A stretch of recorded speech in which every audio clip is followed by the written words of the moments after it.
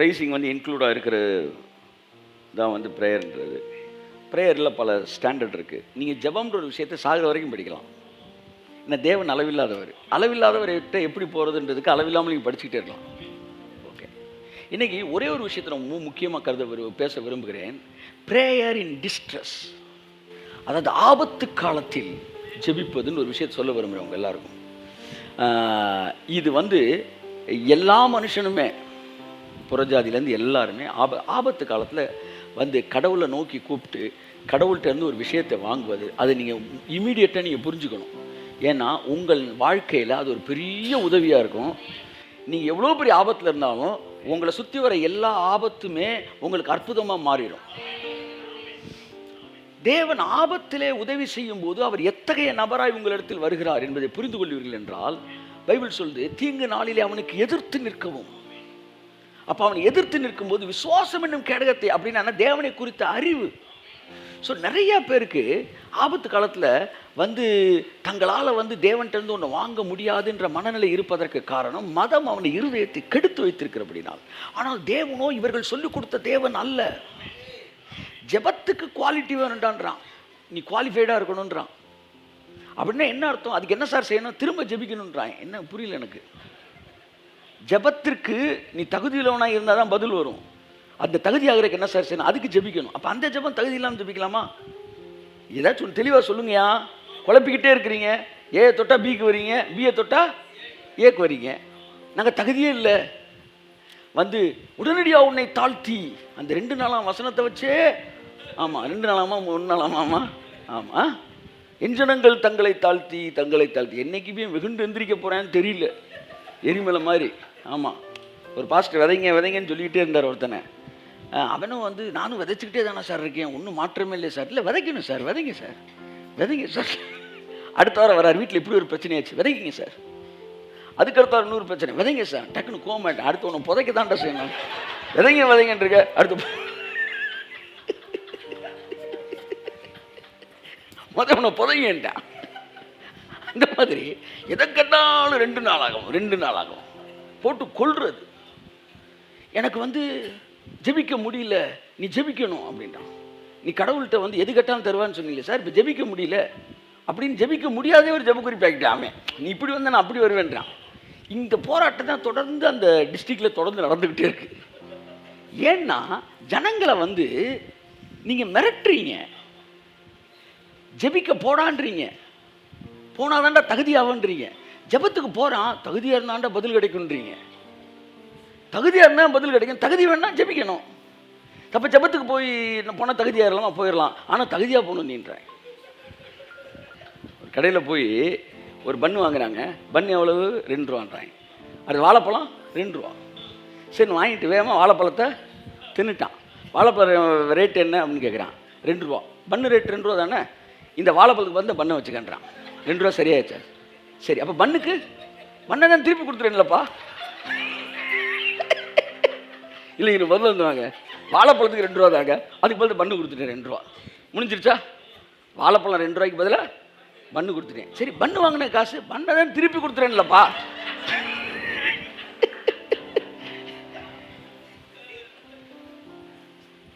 ஸ்டேஜில் ஒருத்தர் தான் நான் பேச முடியும், மக்களையும் பேச விட்டால் தான் அதுக்கு தீர்வு கிடைக்கும்.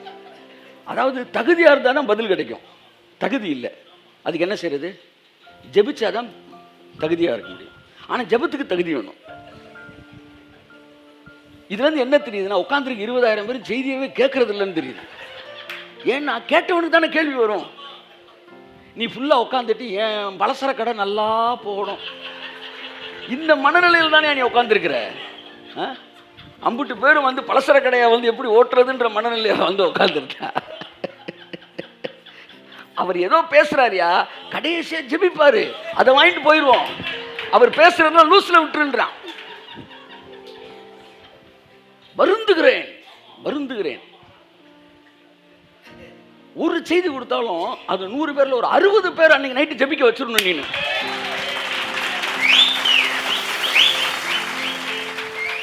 ஆமென். ஆபத்து காலத்தில் தேவனை நோக்கி கூப்பிடும் போது நான் சொல்றேன் சார், நீ ஒரு புறஜாதியா இருந்தா கூட தேவன் உனக்கு பதில் கொடுக்கிற தேவனா இருக்கிற. ஏனென்றால் வேத வசனம் சொல்லுகிறது, திருவசனத்தை கேளாதபடி தன் செவியை விளக்கினுடைய ஜெபம் அருவருப்பானது. ஆகவே ஜெபத்தில் திருவசனத்துடைய ஃபவுண்டேஷன் ரொம்ப முக்கியம். அதைத்தானே பேச விரும்புகிறேன். சங்கீதம் 20ஆம் அதிகாரம். ஒரு தேவனை உங்களுக்கு நான் அறிமுகப்படுத்த விரும்புகிறேன். சங்கீதம் 20:1 வாசிப்போம். ஆபத்து நாளிலே கர்த்தர் உங்கள் ஜெபத்தை கேட்பாராக. கை தட்டுங்க, ஒரு தவறுக்கு நல்லா கை தட்டுங்க. ஆபத்து நாளிலே கர்த்தர் உம்முடைய ஜெபத்தை, பக்கத்துல கையை பிடி சொல்லுங்க, சொல்லுங்க. ஆமென். ஆபத்து நாள் வந்த உடனே நிறைய பேருக்கு ஒரு பயம் வந்துடுது, கர்த்தர் நம்ம ஜெபத்தை கேட்க மாட்டான்னு. பைபிள் சொல்லுது தெளிவா, ஆபத்து நாளிலே. இனிமே எங்க இந்த வருஷம் உங்களுக்கு ஆபத்தே கிடையாது. இந்த ரெவலேஷன் நீங்க தெரிஞ்சிருச்சுனாலே என்ன செய்ய மாட்டான் பிசாசு. ஏன்னா அந்த ஏரியாவில் தெளிவாயிட்டீங்கன்னா அதுக்கப்புறம் அந்த இப்போ பாருங்க, வாசலில் ஒரு வாட்ச்மேனை போட்டிங்கன்னா திருட என்ன செய்யறதில்ல, வர்றதில்லை. அது மாதிரி ஆபத்து நாள்ன்ற இடத்துல ஒரு லைட்டை போட்டுட்டீங்கன்னு வச்சுக்கோங்களேன், ஆபத்து உங்களுக்கு வராது. ஏன்னா உங்களுக்கு தெரிஞ்சிருச்சுல, ஆபத்து நாள் ஒரு நாள் வரும்போது அதுக்கு எப்படி தேவன்கிட்ட பதில் வாங்குறது, தேவனை எப்படி புரிந்து கொள்வது. வாசிங்க ஆபத்து, திரும்ப வாசிங்க அந்த வரிய. ஆபத்து நாளிலே கர்த்தர் உங்கள் ஜெபத்தை கேட்பாராக. May the Lord answer you when you are in distress. நீ ஆபத்தில் இருக்கும்போது கர்த்தர் உனக்கு பதில் கொடுப்பாராக. அடுத்து தொடர்ந்து வாசிங்க. யாக்கோபின் தேவனுடைய நாமம், யாக்கோபினுடைய, இங்கதான் விஷயமே இருக்கு, தேவனுடைய நாமம். அந்த நேரத்தில் ஆபத்தில் ஜெபிக்க போற உனக்கு ஒரு நாமம் அடைக்கலமா இருக்கும். அந்த நாமம் என்னன்னா, யாக்கோபின் தேவனுடைய நாமம் உனக்கு அடைக்கலமா இருப்ப. புரிஞ்சவங்க கை தட்டுங்க. ஆமென். புரியணும்ன்றவங்க கை தட்டுங்க ஒரு தடவை. May the name of the God of Jacob protect you. ஏன் ஏப்ரஹாம் வரல, ஏன் ஐசக் வரல, இங்க ஏன் ஆபிரகாமின் தேவனுடைய நாமம் உனக்கு அடைக்கலமா இருக்கணும்னு வரல, ஏன் ஈசாக்கின் தேவனுடைய நாமம் உனக்கு அடைக்கலமா இருக்கு வரல. ஆபத்து காலத்துக்கு வரும்போது ஒரு நாமம் உனக்கு அடைக்கலமா இருக்கான். அந்த நாமம் என்னன்னா, யாக்கோபின் தேவன். யாக்கோபின் தேவனுடைய நாமம் உனக்கு அந்த ஆபத்து நேரத்தில் அடைக்கலமாய் வந்து நிற்கும்.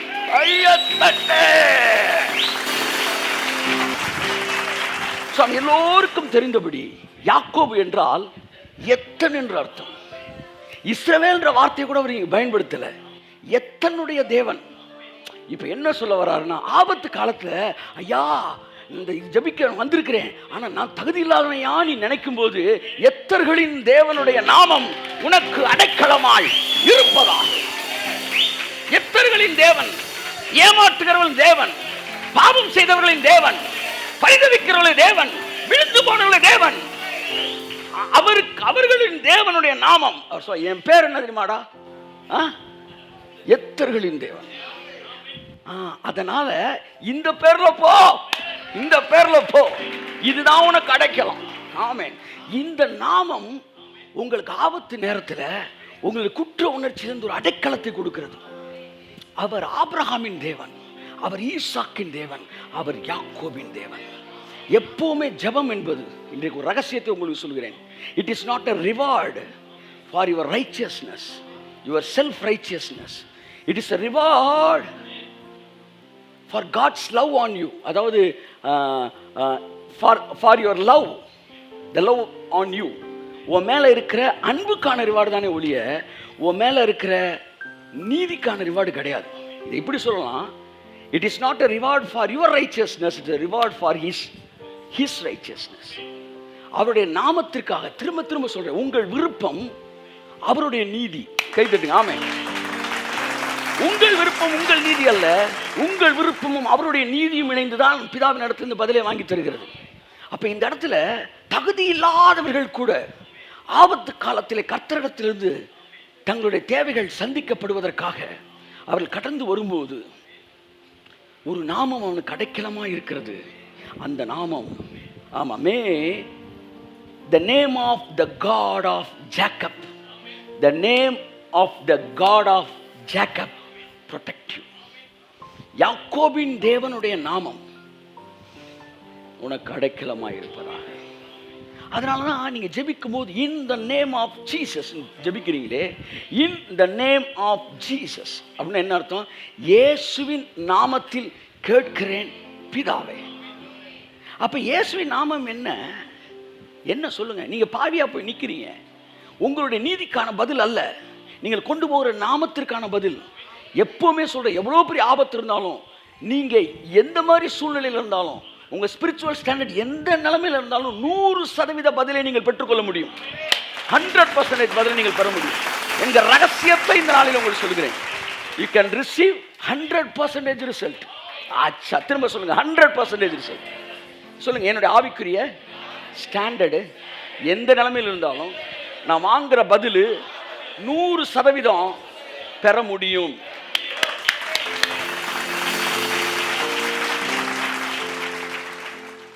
உங்கள் மீது இருக்கிற அன்புக்கான ரிவார்டு தான் பதில். Answer is not a reward for your righteousness. It's a reward for your love. உங்க அன்புக்கான ரிவார்டு அது, உங்க நீதிக்கான ரிவார்டு கிடையாது. அவரோட நீதிக்கு. இப்போ வந்து நீங்கள் கடைக்கு போகிறீங்க, நல்லா கவனிங்க, எனக்கு ஒரு பெப்சி எடுங்க சார்னு சொல்கிறீங்க, சரியா? பெப்சி கையிலேருந்து ஒரு 50 ரூபா கொடுக்குறீங்க. இப்போ பெப்சி குடிக்கணும் உங்களுக்கு ஆசையாக இருக்குது. கடைக்காரர் நீங்கள் ஆசைப்படுறீங்கன்றக்காண்டி கொடுக்குறாரா? நான் கேட்குற கேள்வி திரும்ப கேட்குறேன். இல்லை கையில் கொடுத்தணும் 50 ரூபா கொடுத்தீங்களே, அதுக்காக பெப்சி தராரா? 50 ரூபாய்க்கு நீங்கள் 50 ரூபாய் கொடுத்துட்டு போய் சும்மா நில்லுங்க, பெப்சி தராரான்னு பார்ப்போம். அப்போ எதுக்காண்டி பெப்சி தந்தார்? கேட்டதுக்கா? ஸோ ரூபாய் கொடுக்காம நீங்கள் போய் வெறும் பெப்சின்னு கேட்டு பாருங்க பார்ப்போம். அப்போ எதுக்காக பெப்சி தந்தார்? 50 ரூபாய் கொடுத்துருக்கீங்க, நில்லுங்க பார்ப்போம். அந்த ரூபாயோட மதிப்பும் உங்களுடைய விருப்பமும் சேரும்போது நீங்கள் விரும்புகிறது கிடைக்குது. என்னுடைய விருப்பமும் சிலுவையில் அவர் கொடுத்த கிரயமும் சேரும்போது எதற்கான பதில் கிடைக்கிறது. அதாவது நீங்கள் இயேசுவின் நாமத்தில் ஜெபிக்கிறேன் ஜீவனுள்ள நல்ல பிதாவே அப்படின்னா இதுக்கு என்ன அர்த்தம்? பிதாவே, பாவிகளின் சிநேகிதரின் நாமத்தில் வருகிறேன் ஜீவனுள்ள நல்ல பிதாவேன்னு அர்த்தம். புரியுதா? ஏன்னா இயேசுன்றதுக்கு என்ன அர்த்தம்? இல்லை இப்படி வச்சு பாவிகளை ரட்சிக்க. அப்போ நீ எப்படி போறீங்க பிதாட்ட? பிதாவே எனக்கு இந்த பதில் தாங்க. உடனே அவர் சொல்ல, நீ பாவிப்பா அப்படின்னு சொன்னால், நான் வந்திருக்க பேரே பாவிகளை என்று சிநேகிதர் நாமத்தில் நான் வந்திருக்கிறேன். ஆகவே அந்த நாமத்தை பயன்படுத்துவதற்கான பூர்ண அதிகாரம் உனக்கு இருக்குது.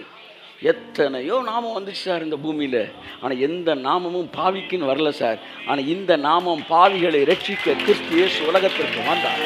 ஆபத்து நாளிலே கர்த்தர் உன் ஜெபத்தை கேட்பாராக. யாக்கோபின் தேவனுடைய நாமம் உனக்கு உயர்ந்த அடைக்கலமாய். நல்லா தட்டணும். எந்த ஒரு ஜெபத்திற்கும் நீங்கள் எந்த நாமத்தில் போகிறீர்கள் என்பதுதான் முக்கியம். எந்த கடைக்கு போனாலும் நீங்கள் என்ன ரூபா கொடுக்குறீங்கன்றதான் முக்கியம். நீங்கள் வந்து எவ்வளோ ரூபா கொடுக்குறீங்கன்ற வச்சு தான் வந்து நீங்கள் எவ்வளோ வந்து அந்த வேல்யூ வந்து ரூபாய்க்கு தான். அப்படித்தான் உங்கள் ஜெபத்துக்கு வேல்யூ வந்து எந்த நேமில் நீங்கள் போகிறீங்கன்றது தான். In which name. இயேசு சொன்னார், இதுவரைக்கும் என் நாமத்தில் நீங்கள் ஒன்றும் கேட்கவில்லை, கேளுங்கள் உங்கள் சந்தோஷம் நிறைவாக இருக்கும்படி பெற்றுக்கொண்டீர்கள். பாருங்க, பழைய ஏற்பாட்டு பக்தர்களுக்கு கிடைக்காத ஒரு விஷயம். அவரெல்லாம் சுயநீதியில் வந்தனால அவர்கள் கேட்ட எதையுமே நிறைவாய் பெற்றுக்கொள்ளலை. சோதோமே அழியக்கூடாதுன்னு சொன்னால் 4 பேரை மட்டும் வெளியே கொண்டு போவார். என்ன சார் நீ என்னப்பா 10,000 ரூபாய் கொடுத்துட்டு வந்து 40 இன்ச்சஸ் டிவியை கேட்டுக்கிட்டு இருக்கிற? அது 40,000 ரூபாப்பா, வேணாலும் உனக்கு ஒரு வந்து கலைஞர் டிவியை தரேன் வச்சுக்க அப்படின்னு தருவார். அப்போ சொந்த நீதியில் போகும்போது உங்கள் நீதிக்கு தக்கதான் பதில் தர்றாரு. ஆனால் இயேசுவின் நாமத்தில் போகும்போது உங்கள் சந்தோஷம் நிறைவாயிருக்கும்படி பெற்றுக்கொள்கிறீர்கள். எப்போவுமே பழைய ஏற்பாட்டிலே யாக்கோபின் தேவனுடைய நாமத்தில் வந்திருக்கிறாங்க. எப்படி வந்திருக்கிறாங்க பாருங்க. அவர் யாக்கோபின் தேவன் தானே, அப்படின்னா எத்தர்களின் தேவன் தானே. நாங்கள் அந்த நாமத்தில் சார் வரோம். அதான் நீங்கள் எங்களை எத்தர்கள்னு சொன்னாலும் பரவாயில்ல, நாங்கள் வர்ற நாமமே எத்தர்களின் தேவன் தானே. கை தட்டுங்க. எந்த உலகத்தை எந்த சாமியும் நான் எத்தர்களின் தேவன் சொன்னதே கிடையாது. எல்லா சாமியும் பாவி அழிக்கிறதுக்கு தான் வந்துச்சு. எங்கள் சாமி தான் பாவிகளை ரட்சிக்கிறது. சார் இதெல்லாம் நீங்கள் சொல்லிக் கொடுத்து மக்களை வந்து மதவாதிகள் ரட்சிக்க கிருபைக்குள்ள வந்தவன்ட்டே நிறைய பேருக்கு அந்த மதம் இருக்கும். உள்ளே உட்காந்துக்கிட்டு இந்த மதம் வந்து அந்த மதம் என்ன கேள்வி கேட்குதுன்னா, இப்படியே சொல்லி இவங்களை பாவத்தில் இருக்க வைக்கிறீங்களா? கிறுக்குத்தனமாக கேட்கக்கூடாது. It's a prayer in distress. ஒருத்தன் ஆபத்தில் இருக்கிறான், ஒருத்தன் ஐசியூவில் இருக்கிறான், ஒருத்தன் பிரச்சனையில் இருக்கிறான், ஒருத்தன் வந்து கதறல நிற்கிறான். இந்த நேரத்தை நீ என்னடா அவன் மதத்தை கொடுத்து சொல்லி கொடுத்தவனுக்கு பதில் வாங்கி தர போற? நீ ஆபத்து காலத்தில் ஒரு மனுஷன் பதில் பெறுவதற்கு அவன் என்ன சொல்ல, அவன் மனுஷன் தேவ சாயல் சிருஷ்டிக்கப்பட்டவன். என்னடா புதுசாக உள்ளே கொண்டு வந்துட்டு நாலு ரூல்ஸை கொண்டு வந்து குறுக்கு நிப்பாட்டிக்கிட்டு இந்த காரியங்கள்லாம் நடந்தால் உனக்கு பதில் தருவான்னு பேச. நீ யார்ரா? நீ நான் யாக்கோபின் தேவன்டான்ற, நான் அவன் கடவுள்றான், என்னடா சொல்ல வரேன்றான். இதை நீங்க புரிந்து கொள்ளுங்கள். ஏனென்றால் எத்தனையோ லட்சக்கணக்கான கிறிஸ்தவர்கள் ஆபத்து நாட்களிலே குற்ற உணர்விலே கடவுளிடத்தில் பதில் பெற முடியாமல் தவித்துக் கொண்டிருக்கிறார்கள். மதம், கிறிஸ்தவ மதம் அவர்கள் இருதயத்தை குற்ற உணர்ச்சிக்குள்ளாக்கி இருக்கிறது. அதனாலதான் நிறைய ஜெபங்களுக்கு பதில் வாங்குறதுக்கு விசுவாசமே இல்லாம அவங்க கேட்ட ஜெபத்துக்கு பதில் கிடைக்காம நிறைய பேர் செத்து போயிடுறாங்க, நிறைய பேர் வியாதியில் இருக்கிறாங்க, நிறைய பேர் தோத்து போயிடுறாங்க. காரணம், இவர்களால் விசுவாசத்தை ஆப்ரேட் பண்ண முடியல. ஆனா வேதம் தெளிவாய் சொல்லுகிறது, ஆபத்து நாளிலே கர்த்தர் உன் ஜெபத்துக்கு பதில் தருவாராக. நீ பயப்படாத, யாக்கோபின் தேவனுடைய நாமம் உனக்கு அடைக்கலமா இருக்கும்டா. ஆமே. நீங்க கும்புற எவன் என்ன சொன்னாலும் போயிட்டு போறாங்க. ஜெபத்துக்கு இத்தனை பாயிண்ட் வேணும், அத்தனை பாயிண்ட் வேணும், எவன் பேச்சையும் கேட்காதீங்க. ஆமா, யாக்கோபின் தேவனுடைய நாமம். உங்க கடவுளுக்கு பேர் என்ன?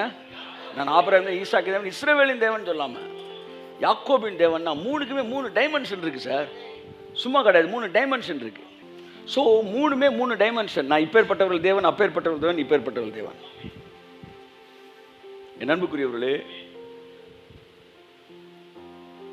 நிறைய பேருக்கு கடவுள்கிட்ட வரும்போது கடவுள் எங்கேயோ இருக்கிறார், நான் எங்கேயோ இருக்கிறேன். இதனுடைய வேல்யூ இப்ப தெரியாது. தீங்கு நாள், பிரச்சனை நாள், இவைகள் உங்களை சுத்தி வளைச்சு தாக்குற நேரம், யாக்கோபின் தேவனிடத்திலே நான் நிற்கிறேன் என்று நீங்க நிற்கும் போது அது அப்படியே உங்களை ப்ரொடெக்ட் பண்ணி நிற்கும். எவனு கிட்ட வராரா, இவனுடைய தேவன் நான். நீதிமான்களின் ஜெபம் அதெல்லாம் இருக்கு, இல்லைன்னு நான் சொல்லலை. இது என்ட்ரியே தான். யாக்கோபின் தேவன்னா உள்ளே ஜெபத்துக்குள்ளே நுழையிற. இது ஆபத்து காலத்தில் வர்ற ஜெபம். இந்த நேரத்தெல்லாம் நீ போயிட்டு வந்து 7 நாள் 21 நாள் போட்டினா அவன் நீ ப்ரேயரை முடிச்சுட்டு போகிறக்குள்ள அவன் காணாமல் போயிடுவான். இது நீ அப்படியே உள்ள நுழைஞ்சு அப்படியே பதில வாங்குற.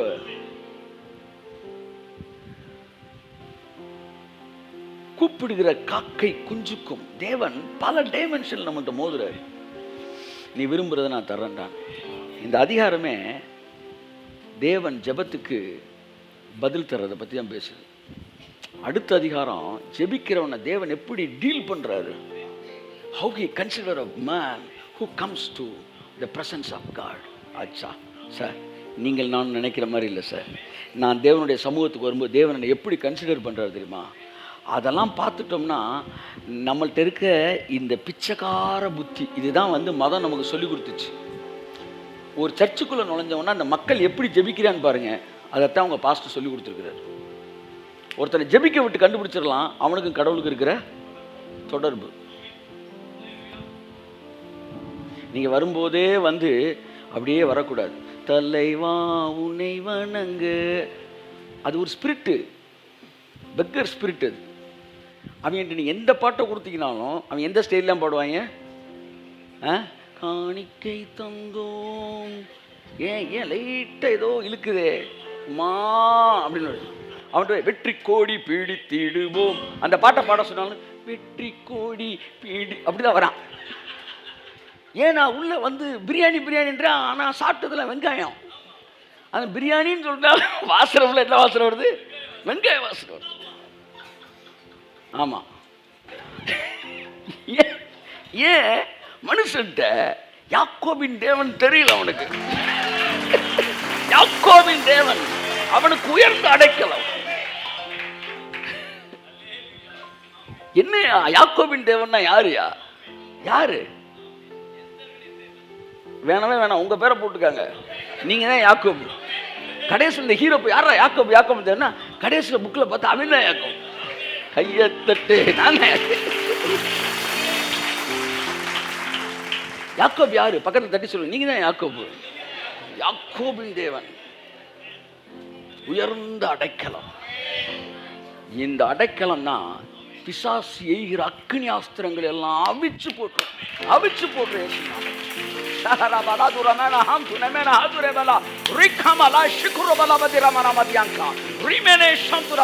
நீர் யாக்கோபின் தேவன் என்பது உண்மையானால் நான் இப்பொழுது ஜெபிக்கிற இந்த ஜெபத்திற்கு பதில் கிடைப்பதாக இயேசுவின் நாமத்தினாலே. நீர் யாக்கோபின் தேவன் என்பது உண்மையானால் இயேசுவின் நாமத்திற்கு பதில் கிடைப்பதாக. இறங்கி வருவார் பாருங்க, இறங்கி வந்து அடிச்சு தகர்ப்பார். ஆமென். ஜெபம் எப்பொழுதும் உங்களுடைய ஸ்டாண்டர்ட், உங்களுடைய குவாலிட்டிக்கு கிடைக்கும் பதில் அல்ல, அது தேவனுடைய குவாலிட்டிக்கு கிடைக்கிற பதில். You are answered not because you are good, but because he is good. நீங்கள் பதில் பெறுவதற்கு காரணம் நீங்கள் நல்லவர்கள் என்பதனால் அல்ல, தேவன் நல்லவர் என்பதனால்.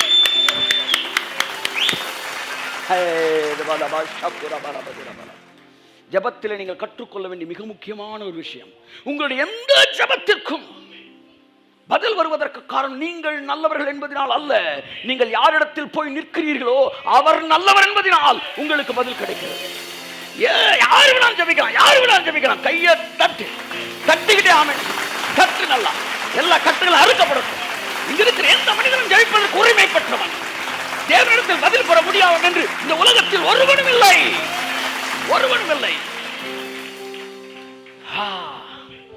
ஒத்து இல்லாதவன் எவனுமே கிடையாது. கூப்பிடுகிற காக்கை குஞ்சுக்கும் பதில் கொடுக்கிறது. ஆபத்து காலத்தில் வந்துருச்சுன்னா அந்த நேரத்திலாம் வந்து வியாக்கியானம் பேசுறவனெல்லாம் நீங்க மெதுவா கூட்டிட்டு போய் மொட்டை மாடில இருந்து கீழே தள்ளி விட்டுருங்க. இவங்கெல்லாம் விஷம், உங்க கூட இருக்கிறதே டேஞ்சர். என்ன கொடுமை சார், செத்து போனா அதுக்கு 4 வியாக்கியானம் சொல்ற, வந்து சாக போறானா அதுக்கு 4 வியாக்கியானம். குற்றம் சுமத்துவது ஒரு ஆவி, இட் இஸ் a spirit. ஆமா, ஆனால் பரிசுத்த ஆவியானவரோ நம்மளை என்ன செய்யறாரு, நம்மளை என்கரேஜ் பண்றாரு. நான் சொல்றேன் சார், நான் உங்களுக்கு சொல்லுகிறேன், ஆமா, ஜெபத்திற்கு தகுதி வேண்டும் என்று பூர்வத்தாருக்கு உரைக்கப்பட்டதை நீங்கள் கேள்விப்பட்டிருப்பீர்கள். நான் உங்களுக்கு சொல்லுகிறேன், ஜெபிக்கிறவனுக்கு எந்த ஒரு தகுதியும் தேவையில்லை. தகுதி இல்லாதவனுக்கு கொடுக்கப்படுவதற்காகத்தான் ஜெபம் என்கிற ஒரு மீடியத்தை கர்த்தர் வைத்திருக்கிறார். ஆபத்து காலத்தில் கர்த்தரும் ஜெபத்தை கேட்பாரா? நான் உங்களுக்கு சொல்லுகிறேன். ஆமென், ஆமென். பரிசுத்தமா இருந்தால் தான் பதில் தருவார்கள் என்று பூர்வத்தாருக்கு உரைக்கப்பட்டதை கேள்விப்பட்டிருப்பீர்கள். நான் உங்களுக்கு சொல்லுகிறேன், ஆபத்து காலத்தில் கர்த்தரும் ஜெபத்துக்கு பதில் கொடுப்பாராக. யாக்கோபின் தேவனுடைய நாமம் உனக்கு உயர்ந்த அடைக்கலமாய் இருப்பதாக. இப்பவே ஜெபிக்கலாம், இன்னைக்கே ஜெபிக்கலாம். யாக்கோபின் தேவனுடைய நாமத்தில் வரலாம், இல்லை சார் இயேசுவின் நாமத்தில் வரலாம், ரெண்டுமே ஒண்ணுதான். அவர் எத்தர்களின் தேவன், அறிவர் பாவிகளின் சிநேகிதன். எதற்காக அந்த நாமத்தில் வருகிறது? காரணம் இந்த 2 நாமம், இந்த நாமம், இந்த நபர், இந்த நபர்களுக்காக, நம்மை போன்றவர்களுக்கு கொடுக்க வேண்டிய கிரயத்தை கொடுத்திருக்கிறபடினால் அந்த நபருடைய நாமத்திற்கு பதில்கள் வருகிறது. ஆமென் சொல்லுங்க. அந்த அதிகாரம் ஃபுல்லா அப்படியே மெதுவா வாசிக்கிறோம், முடிச்சிடறேன் நான். ஆபத்து நாளிலே கர்த்தர் உமது the meaning of in the name of Jesus, எல்லாம் சொல்லுங்க. the meaning of in the name of Jesus is friend of sinners. இயேசுவின் நாமத்தில் ஜெபிக்கிறேன் பிதாவே. அப்படின்னா என்ன சொல்ல வரீங்க? பாவிகளின் சிநேகிதரின் நாமத்தில் ஜெபிக்கிறேன் பிதாவே. இது எப்படி?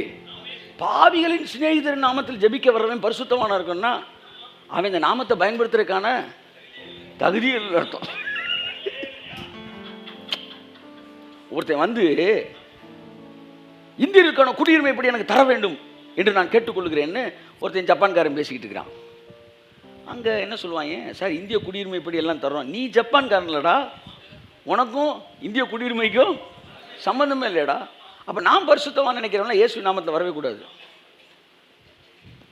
ஆனால் இயேசு நாமத்தில் வரேன் அப்படின்னா வரான்னா அவன் வந்து தன் சொந்த நாம நீதியிலே வரலன்னு அர்த்தம். அப்போ இந்த name of Jesus, that it means friend of sinners. Amen. அவருடைய நாமத்தில் நான் ஜெபிக்கிறேன். 22 வாசிமா. அவர் பரிசுத்த ஸ்தலத்திலிருந்து உமக்கு ஒத்தாசை அனுப்பி உங்களுக்கு ஒத்தாசை அனுப்புவார். யாக்கோபின் தேவன் அந்த நாமம் உனக்கு உயர்ந்து அடைக்கலாம். நீ ஜெபம் பண்ணும்போது நீ பாவியா இருந்தாலும் அவர் பரிசுத்த ஸ்தலத்திலிருந்து உனக்கு ஒத்தாசை அனுப்புவார். பைபிள் தெளிவா சொல்லுது, நிம்மதியாக போய் நீ தூக்கத்தை போடு.